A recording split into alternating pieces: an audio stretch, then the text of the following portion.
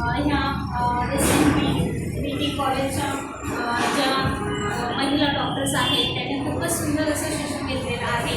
आपल्या रोजच्या नियमित आहारामध्ये आपण काय काय ठेवलं पाहिजे, म्हणजे उदाहरणार्थ 5 प्रकारच्या भाज्या, म्हणजे रंगाच्या भाज्या किंवा फळं एकत्र असले पाहिजेत रोजच्या आहारात. त्याचप्रमाणे वेगवेगळ्या प्रकारचे गोड आलेले कडधान्य असतील किंवा डाळी असतील, फळं असतील, अशा प्रकारचे सगळा आहार चौरस आहारात असला पाहिजे आपल्या आहारात. त्याचप्रमाणे आपण नियमित व्यायाम केला पाहिजे आणि आपण TV वगैरे मोबाईल स्क्रीन टाईम कमी केला पाहिजे. झोपण्याच्या आधी 1 तास मिनिमम आपण ते बंद केलं पाहिजे आणि रात्री लवकरात लवकर झोपलं पाहिजे. 10च्या आत आपण झोपलं पाहिजे आणि आहार संध्याकाळचा रात्रीचा आहार पण आपण 7च्या आत घेतला पाहिजे, म्हणजे आपली पचनक्रिया पण चांगली होते, पचन व्यवस्थित होते, मग आपण झोपतो.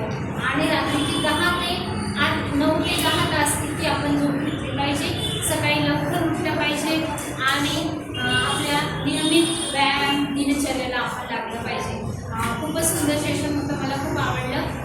त्याबद्दल मी त्यांची आभारी आहे. धन्यवाद.